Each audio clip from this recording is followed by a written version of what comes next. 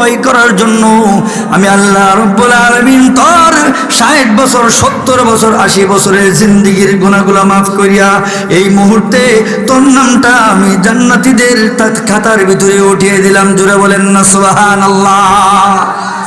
ভাইরা আমার, কি পরিমাণ ভয় থাকা দরকার। সিদ্দিক আকবর রাদিয়াল্লাহু তাআলা আনহু যারা ছিলেন নবীর সবচেয়ে শ্রেষ্ঠ সাহাবী, যারা ছিল নবীর উম্মতের মাঝে শ্রেষ্ঠ উম্মত, সিদ্দিক আকবর রাদিয়াল্লাহু তাআলা আনহু 3 দিন ধরে উপবাস, 3 দিন ধরে কোনো খাবার নাই। আল্লাহর রাসূল সাল্লাল্লাহু আলাইহি ওয়াসাল্লাম এর সাথে বিভিন্ন যুদ্ধে অংশগ্রহণ করেছেন, বিভিন্ন জায়গায় দাওয়াতি কাজ করেছেন। 3 দিন ধরে সিদ্দিক আকবরের পেটে কোনো ধরনের খাবার নাই। সিদ্দিক আকবর রাদিয়াল্লাহু তাআলা আনহুর পেটে পাথর বাঁধা। এবার সিদ্দিক আকবর রাদিয়াল্লাহু তাআলা আনহুর এক গোলাম ছিল, খাদেম ছিল। সিদ্দিক আকবর রাদিয়াল্লাহু তাআলা আনহুর সামনে এসে খাবার এসে হাজির করলো।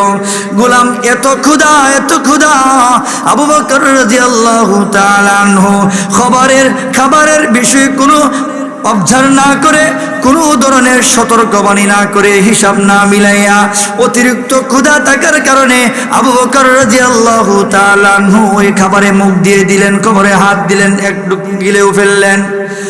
একটু গিলার পর আবু বকর রাদিয়াল্লাহু তাআলা আনহুর দিলের ভিতরে একটা ভয় এসে গেল যে কার খাবার খাচ্ছি। সারা জীবন তো আমার রাসূলকে দেখেছি অন্যের বাড়িতে খাওয়ার সময় প্রত্যেকটা খাবার, প্রত্যেকটা তরকারি জিজ্ঞাসা করতো, এটা তোমার গাছের না কিনা, এটা কোথায় পেয়েছো। আমি তো আজকে আমার অতিরিক্ত ক্ষুধা থাকার কারণে আমি সেই খাবারে হাত দিলাম, তাকে জিজ্ঞাসা করলাম না, এরপরে গিলেও ফেললাম। এক লুকমা গিলার পরে সিদ্দিক আকবর রাদিয়াল্লাহু তাআলা আনহু গোলামকে ডাকে, এই খাবার তুমি কোথায় পেয়েছো? গোলাম বলে, আল্লাহর নবীর সাহাবী, আমি জাহিলিয়াতের যুগে এক লোককে আমি ঝাড়ফুঁক করেছিলাম, তখন ওই ব্যক্তি স্বাবলম্বী ছিল না, কিছু আমাকে হাদিয়া দেওয়ার মতো কোনো টাকা পয়সা ছিল না। এখন ওই ব্যক্তি স্বাবলম্বী হয়েছে, আর আমি যে ঝাড়ফুঁক দিয়েছিলাম ওই ঝাড়ফুঁক দেওয়ার কারণে সে ভালো হয়ে গেছিল। একটা কথা আছে না এরকম, জ্বরে বক মরছে আর কার কপাল খুলছে? ওই ব্যক্তি জাহিলিয়াতের যুগে সেও কিন্তু ইমানদার না, যাকে ঝাড়ফুঁক করেছে সেও কিন্তু ইমানদার না, দুজনই কাফের। এমত অবস্থায় ঝাড়ফুঁক করেছে, ওই ঝাড়ফুঁক আবার কাজে উলাইগে গেছে। ওই যে বললাম, কাজে লাগার পরে কোথায় থেকে ওই কাজে লাগছে না, পরবর্তীতে এমনিতে ভালো হয়েছে আল্লাহ মালুম, কিন্তু বেটা মনে করেছে ওর ঝাড়ফুঁকের কারণে ভালো হয়েছে, পরবর্তীতে স্বাবলম্বী হয়েছে। সিদ্দিক আকবর রাদিয়াল্লাহু তাআলা আনহুর খাদেমের কাছে এক ধরনের খাবার পাঠাইলো, হালুয়া রুটি। পাঠানোর পরে ওই খাদেম আল্লাহর নবীর সাহাবী সিদ্দিক আকবর রাদিয়াল্লাহু তাআলা আনহুর কাছে এনে খাবার হাজির করলেন। আবু বকর রাদিয়াল্লাহু তাআলা আনহু অতিরিক্ত ক্ষুধার কারণে সেই খাবারের ভিতরে হাত দিলেন, কোনো জিজ্ঞাসা না করে সেই খাবারগুলো খেতে লাগলেন। এবার আল্লাহর রাসূল, এবার সিদ্দিক আকবর রাদিয়াল্লাহু তাআলা আনহু ডাক দিলেন গোলামকে, কোথায় খাবার পেয়েছো? গোলাম বলে, আমি ওই ঝাড়ফুঁক করেছিলাম, দিয়েছিল। আবু বকর রাদিয়াল্লাহু তাআলা আনহু বলেন, ইয়া নাফসি মাআযাল্লাহ, যে তোমার যেই খাবারটা আমি খেয়েছি ওই খাবারটা আমি আবু বকরের জন্য হালাল হয় নাই। কেন হালাল হয় নাই?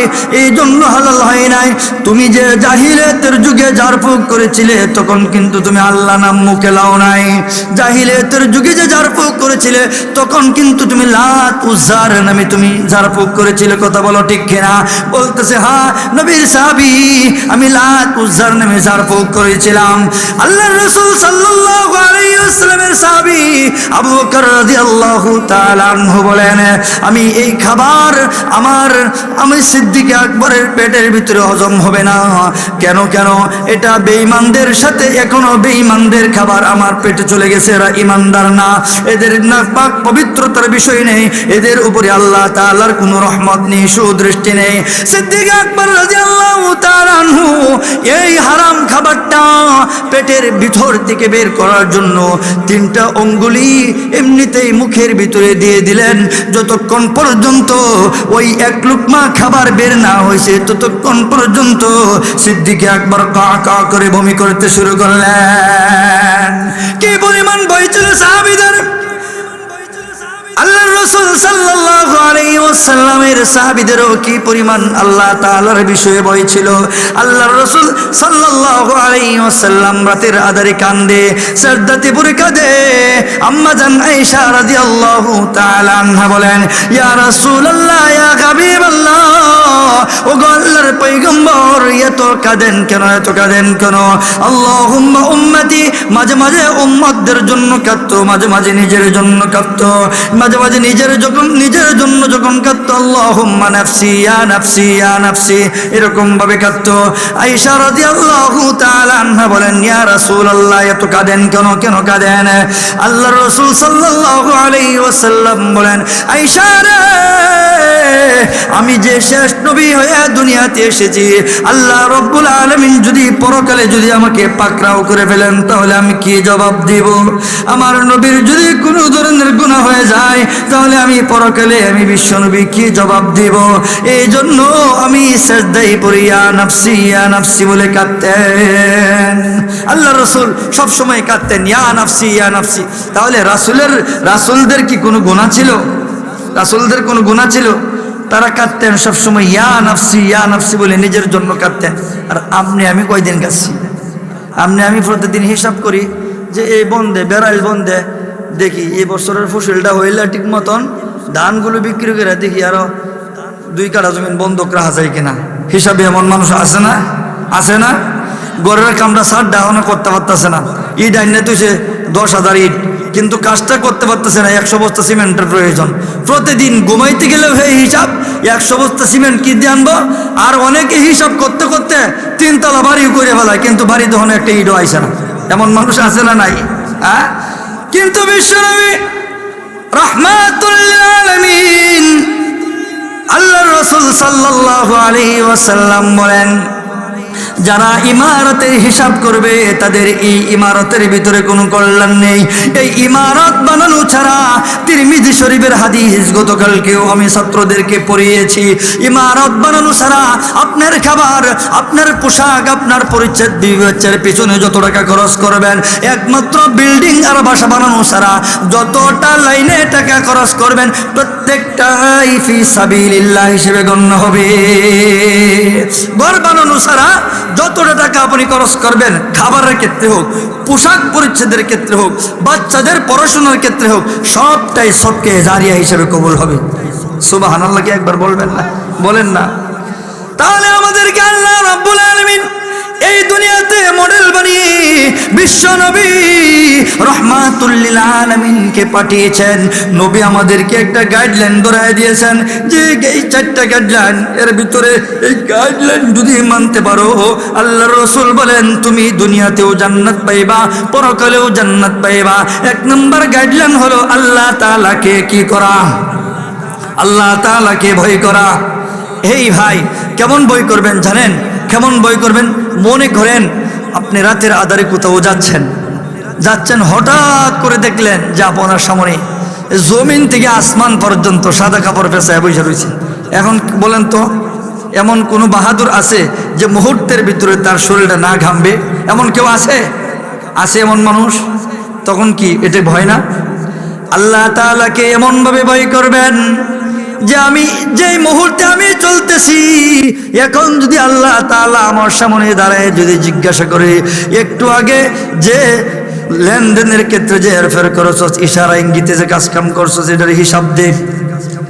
আমি একটা পা বাড়ানোর আগে যদি আল্লাহ রব্বুল আলামিন মালাকুল মউতকে পাঠিয়ে দেয়, আমার দুনিয়ার সব স্বপ্নগুলো শেষ হয়ে যাবে, আমি হিসাবও দিতে পারবো না। একবার কি ভাই এই বিষয়টা, এমন বইটাকে দিলে একবার পয়দা করতে পারেন না? ভাইরা আমার, আল্লাহ রব্বুল আলামিন বলেন, ইয়া আইয়ুহাল্লাযীনা আমানুত্তাকুল্লাহ, হাক্কা তুকাতিহি। আল্লাহ রাব্বুল আলামিন বলেন, হে ইমানদারের দলেরা, এমন ভাবে ভয় করো, পরিপূর্ণভাবে আল্লাহ তাআলাকে ভয় করো, যেভাবে ভয় করলে পরে দুনিয়াতেও শান্তি, ইহকালেও শান্তি, পরকালেও শান্তি, এমন ভাবে ভয় করা চায়। একটু শুনতে এখন বই করতেছি এই মজলিসে বৈশা উঠতে গিয়ে আবার 2 নম্বরই এমন না, এখানেও আল্লাহ রব্বুল আলামিন দেখতেছেন, মজলিসের বাহিরেও কিন্তু আল্লাহ রব্বুল আলামিন দেখতেছেন। হ্যাঁ, ঘরের ভিতরে আছেন, আল্লাহ রব্বুল আলামিন দেখতেছেন। বাজারে দোকানদারি করেন, সেখানেও কিন্তু আল্লাহ রব্বুল আলামিন দেখতেছেন। মসজিদের ভিতরে মনে করবেন না শুধু মসজিদের ভিতরে গেলে আর গুনার কাজ করা যাবে না, আর বাহিরে আইলে করা যাবে। মসজিদে গুনার কাজ করলে এটা গুনাহ, আর মসজিদের বাহিরে গুনার কাজ করলে এটা গুনাহ না। এমন বিষয়, এমন কথাবার্তা, এমন কৃষ্টি কালচার তাদের দিলের ভিতরে স্থান দিয়েছেন, এদের বই কিন্তু পরিপূর্ণভাবে আল্লাহ তাআলাকে ভয় করা হয় না। এই জন্য একটা কথা মনে রাখবেন, আল্লাহ তাআলাকে সবসময় ভয় করবেন। আল্লাহ তাআলা প্রেজেন্টলি যে কোনো, আল্লাহ রব্বুল আলামিন কিন্তু আমাকে জিজ্ঞাসা করতে পারেন, যে কোনো সময় তার জিজ্ঞাসার সম্মুখীন হয়ে যেতে পারি আমি। এই জন্য বুদ্ধিমান তারা যারা দুনিয়াতেও চলে, আখিরাতের পুঁজিও অর্জন করে, আর সব সময় আল্লাহ তাআলার আদালতে হিসাব দেওয়ার জন্য 24টা ঘন্টা তার আমল নামার হিসাব সে প্রস্তুত করে রাখে। 2 নম্বর বিষয়, কয়টা গাইডলাইন বলছি? 4টা। 1 নম্বর হলো আল্লাহ তাআলাকে ভয় করা। 2 নম্বর, এবার ভালো করে শুনবেন, 2 নম্বর গাইডলাইন হলো আল আমালু বিত-তানজিল। আল আমালু বিত-তানজিল, আমি আমল করব কোরআন অনুযায়ী, আমল করব অবতীর্ণ কিতাব অনুযায়ী, আমি আমল করব আসমানি কিতাব অনুযায়ী। আসমানি কিতাব যেইভাবে আমাকে দিক নির্দেশনা দেয় সেইভাবে আমি আমল করব। আসমানি কিতাবের বাহিরে যাব না।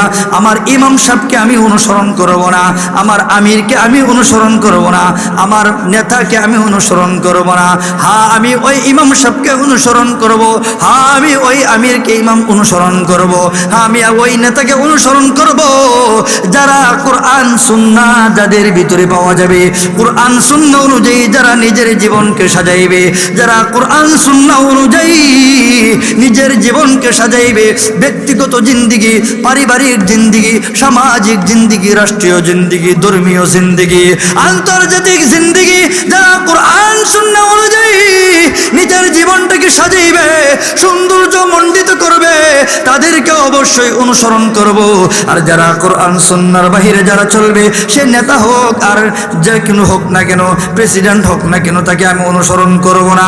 সুতরাং কোরআন সুন্নাহর বাহিরে যার কার্যক্রম হবে, সে বিশ্ব আমির না কামতে পুরো পৃথিবীর আমির হোক, তাকে আমি মানতে পারবো না। জোরে বলেন ঠিক না? হে ভাই, আমল করতে হবে কোরআন অনুযায়ী। আমি আমল করব, দেখবো কোরআনে আছে কিনা। আমি ব্যক্তির পূজা করব না। আমার নেতা এইভাবে বলতেছেন, আমার আমির সাহেব এইভাবে বলতেছেন, না আমি এইদিকে যাব না। আমি দেখবো সর্বপ্রথম যখন ফিতনা লাগে যাবে, এরপরে ভালো একজন মুহাক্কিক আলিমকে জিজ্ঞাসা করবেন, হুজুর, মুফতি সাহেব হুজুর, এটার ফতোয়া কি, এটা কি কোরআনে কি বলে, কোরআনের সমাধানটা কি, কোরআনে যেটা বলে সেটা আমি অনুসরণ করব। এতে আমার বাবা হোক না কেন, আমি আমার বাবার কথা অনুসরণ করতে পারবো না। কোরআন অনুযায়ী আমি নিজের জীবনকে সাজাবো, কোরআন সুন্নাহ অনুযায়ী আমার জীবনকে সাজাবো। তো 2 নম্বর বিষয়, খুব সংক্ষেপে শেষ করে দিচ্ছি, সময় কিন্তু চলে যাচ্ছে। 2 নম্বর বিষয় গাইডলাইন হলো আল আমালু বিত-তানজিল।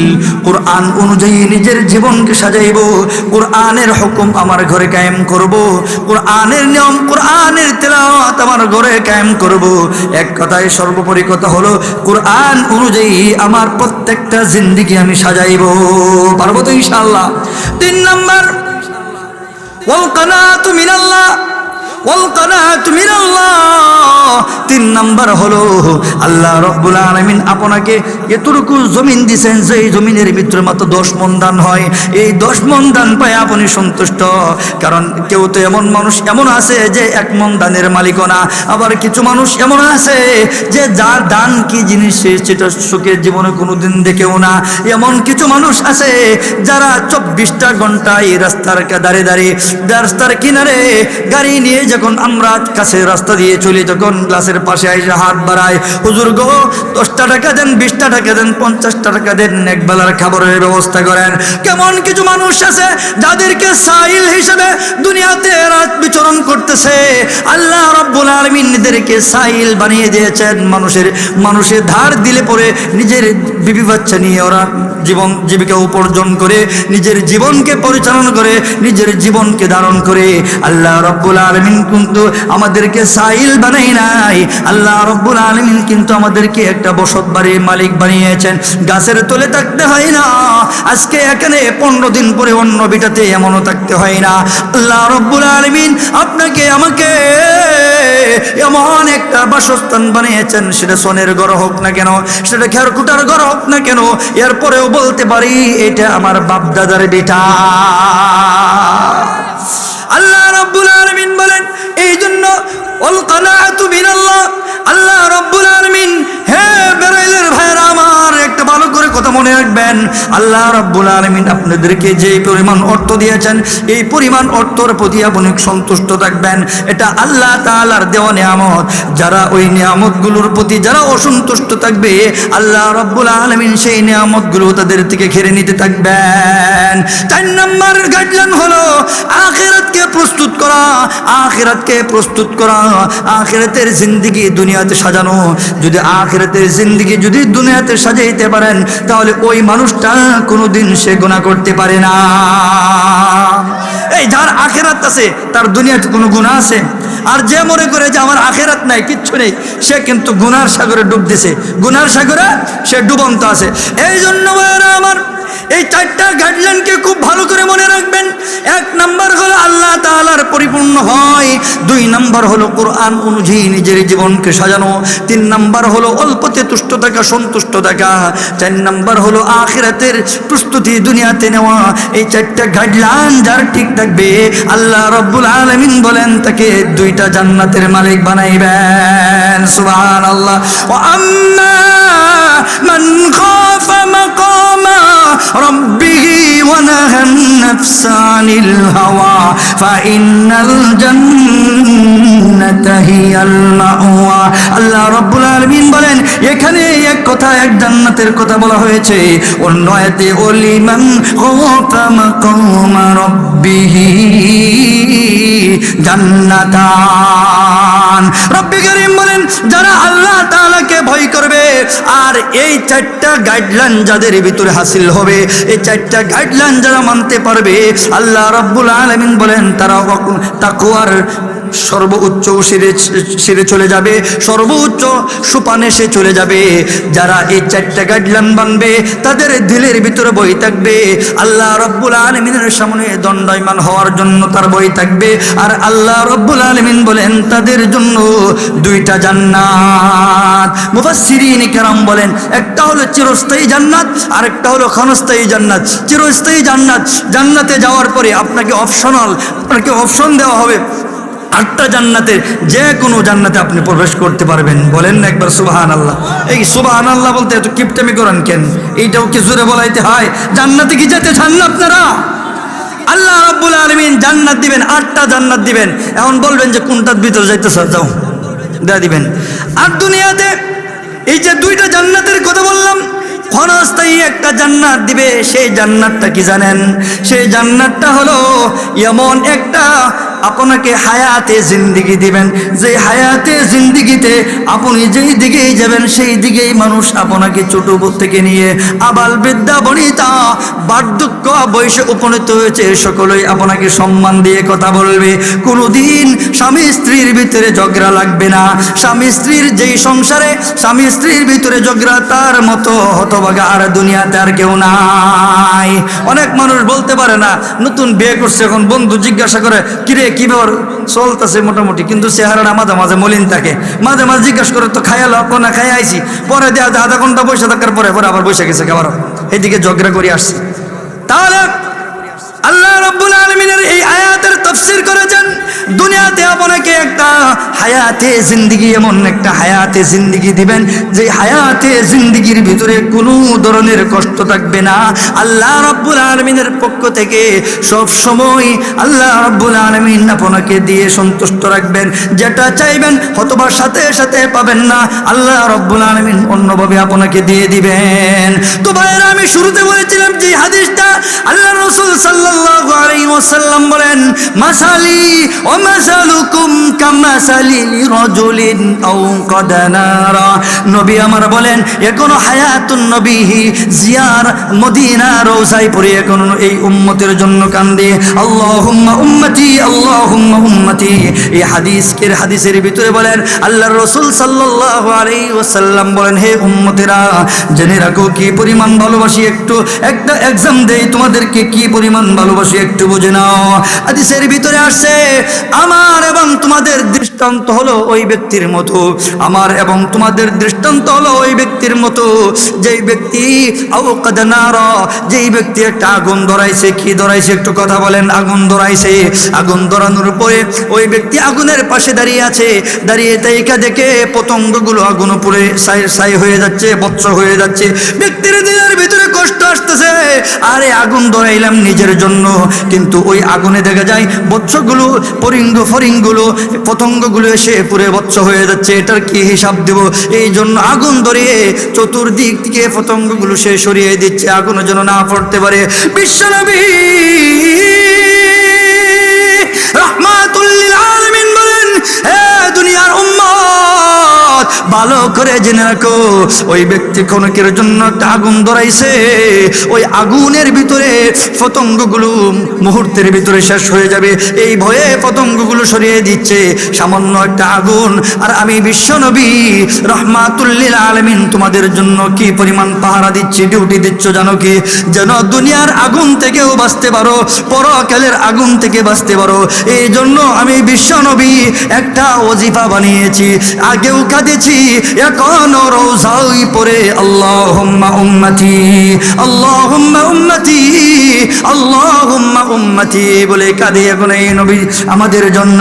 আল্লাহ রাসূল সাল্লাল্লাহু আলাইহি ওয়াসাল্লাম কি পরিমাণ এই উম্মতদেরকে ভালোবাসতেন, ছোট্ট একটা ওয়াকিয়া বলে শেষ করে দিচ্ছি।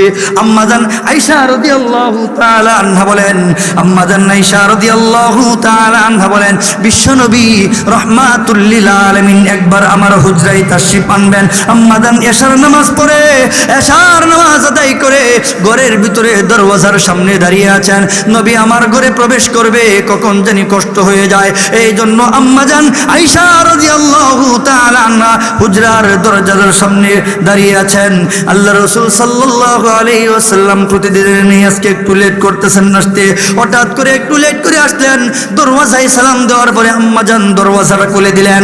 খোলার পরে দেখতে পেলেন নবীজির চেহারার ভিতরে একটা ডিপ্রেশনের একটা ভাব, নবীজির চেহারাতে একটা মলিন ভাব, একটা চিন্তিত অবস্থায় আছেন। আম্মাজান আয়েশা রাদিয়াল্লাহু তাআলা আনহা নবীজিকে বলেন, ওগো আল্লাহর পয়গম্বর, প্রতিদিন যখন রাতের আধারে যখন আপনি আমার ঘরে আসেন, তখন আমার ঘরটা আলোকে আপনার আলোতে আলোকিত হয়ে যায়। প্রতিদিন যখন আপনি আমার ঘরে ঢুকেন, তখন পূর্ণিমার ছাদের আলো দিয়ে আমি আয়েশা অনুভব করি আমার ঘরটা আলোকময় হয়ে যায়। আল্লাহু আকবার। কি কারণে আপনার চেহারাটা মলিন? বিশ্বনবী রাহমাতুল লিল আলামিন একবার বলেন, গো নবীজি, মদিনার কোনো মানুষকে আপনাকে কোনো ধরনের কষ্ট দিয়েছে? কেউ কি কোনো অপবাদ দিয়েছে? আপনার আগের দিন তো কেটে গেছে, এখন তো আপনার সুদিন, আপনি একবার বলেন না, নামটা ধরে বলেন না। আপনার আমার বাবা নরম হতে পারে, কিন্তু এই সালিশটা, ওই নালিশটা যখন আমার বাবার কাছে পৌঁছে দিব, যেই ব্যক্তি অপবাদ দিয়েছে অথবা কটু কথা বলেছে, ওই ব্যক্তির নাম ধরে আমি সিদ্দিকে আকবরের কাছে আমি নালিশ জানাইব। একবার বলেন, গো নবী নবীজি না না বিশ্ব নবী কোনো উত্তর দেয় না, বলে আয়েশা রে দরওয়াজাটা লাগায় দাও, লাগানোর পরে আমাকে ওজুর পানি দাও। ওজুর পানি দিলেন, দরওয়াজা লাগায় দিলেন। আর বললেন ওমর আসবে, আবু বকর আসবে, আলী আসবে, উসমান আসবে, দরওয়াজা খুলবা না, দরওয়াজাটা লাগিয়ে দাও। দেওয়ার পরে বলতেছে ওজুর পানি দাও। বিশ্ব নবী ওজুর পানি দিয়ে ওজু করে লম্বা নামাজে দাঁড়িয়ে গেলেন। বলেন সুবহানাল্লাহ। এত লম্বা নামাজ, এত দৈর্ঘ্য রুকু, এত দৈর্ঘ্য সেজদা, রুকু সেজদা এত লম্বা আদায় করতেছেন, এত লম্বা আদায়। সেজদাতে যাওয়ার পরে এত এই পরিমাণ কাঁদতেছেন, এই পরিমাণ কাঁদতেছেন। আম্মা জান আয়েশা নবীজির কান্না দেখে অজুর মতো দাঁড়িয়ে দিয়ে পানি টপ টপ করে জমিনে পড়তেছে, মুসাল্লা ভিজতেছে। আম্মা জান আয়েশা রাদিয়াল্লাহু তাআলা আনহা বলেন ইয়া রাসূলুল্লাহ, ও আল্লাহর পয়গম্বর আর কাইদেন না, আর কাঁদিয়েন না, আর কাইদেন না গো নবীজি। আম্মা জান আয়েশা বলে নবীজির কান্না দেখে আমি অনুভব করলাম উহুদ পাহাড়টা আমি আয়েশার বুকের উপরে চাপ মেরে ধরেছে। ইয়া রাসূলুল্লাহ একবার মাথাটা উঠান না। নবী কিন্তু সাজদা থেকে এখনো মাথা উঠাই নাই, নবী কিন্তু এখনো সাজদা থেকে মাথা উঠাই নাই। নবীজির কান্না, নবীজির কান্না মুহূর্তের ভিতরে পুরো মদিনাতে ছড়িয়ে গেছে। আল্লাহু আকবার। কান্নার আওয়াজ শুনে সিদ্দিক আকবর দৌড়ে আসে, ইয়া রাসূলুল্লাহ, ইয়া হাবিবাল্লাহ, আমি হলাম হিজরতের সাথী আর আমি হলাম আপনার শ্বশুর। একবার বলেন না গো নবীজি, কেউ কি কোনো ধরনের কষ্ট দিয়েছে? না রে আবু বকর, কোনো ধরনের উত্তর নাই, কোনো ধরনের উত্তর নাই, কোনো ধরনের উত্তর নাই। এত পরিমাণ কান্না। আম্মা জান আয়েশা রাদিয়াল্লাহু তাআলা আনহাকে ডাক দিয়া বলেন রাসূল আমার, আয়েশা রে আজকে যতক্ষণ পর্যন্ত আল্লাহ তাআলার পক্ষ থেকে আমার এই উম্মতের একটা কঠিন বিষয় ফয়সালা হয়েছে, যতক্ষণ পর্যন্ত আমার এই উম্মতের কঠিন বিষয়টার সহলত না হবে, সহজ না হবে, ততক্ষণ পর্যন্ত আমি বিশ্ব নবী সাজদা থেকে মাথা উঠাইব না। আল্লাহু আকবার। আবু বকর চলে যাই, ওমর আসে, নরম চলে গেছে, গরম আসছে। ওমর রাদিয়াল্লাহু তাআলা আনহু বলেন ইয়া রাসূলুল্লাহ, এখন তো আপনার সুদিন, যেদিন আপনার হাত ধরে কালিমা পড়ে মুসলমান হয়েছিলাম, সেদিন আমি ওমর প্রকাশ্যে আজান দেওয়ার আমি হুকুম করেছিলাম, প্রকাশ্যে জামাত হয়েছে, এখন তো আমাদের সুদিন। ইয়া রাসূলুল্লাহ কেন কাঁদেন? না রে ওমর, তোমার সাথে বললে কোনো ধরনের ফয়সালা হবে না। ওমরও চলে গেছে। আলী আসছে, আলী আসার পরে বলে ইয়া রাসূলুল্লাহ, ইয়া হাবিবাল্লাহ, দুই দিকের সম্পর্ক, একদিকের সম্পর্ক হলো আমি চাচাতো ভাই, অপর দিকের সম্পর্ক হলো আমি কিন্তু যেমন তেমন জামাতা না। ফাতিমা তু বিদাতুম মিন্নি, যে ফাতিমার ব্যাপারে আপনি বলেছেন ফাতিমা হলো আমার কলিজার অংশ, আমার শরীরের অংশ। ফাতিমাকে বিয়ের প্রস্তাব দিয়েছে মক্কার অনেক সাহাবী, কিন্তু কারো কাছে দেন নাই, আমি আলীর কাছে দিয়েছেন। সম্পর্কটা কিন্তু খুব কঠিন। আর আমাকে আপনি বলছেন সাইফুল্লাহ, আল্লাহর দরবারে আসাদুল্লাহিল গালিব। হাদিসের ভিতরে বলেছেন আনা মদিনাতুল ইলমি ওয়া আলীউন বাবুহা। এত কিছু বলার পরেও আজকে জানতে চাই বিশ্বনবী একবার বলেন মদিনার কোনো কুলাঙ্গার কি আপনাকে কোনো ধরনের কষ্ট দিয়েছে? না, কোনো আওয়াজ নেই। বলতেছে একবার বলেন তাকে শিরোচ্ছেদ করে ফেলবো, এর মদিনার জমিনে আর রাখবো না। কোনো ধরনের উত্তর নাই। আল্লাহর রাসূলের চোখের পানি এই পরিমাণ বাড়তেছে, এই পরিমাণ বাড়তেছে। এখন বিষয়টা কি কঠিন হয়েছে সেটা জানার দরকার আছে না নাই? এই জানতে চান কি? পিছনে অনেক মানুষ কিন্তু ঘুমাইতেছে, শেষ আর মাত্র 2 মিনিট।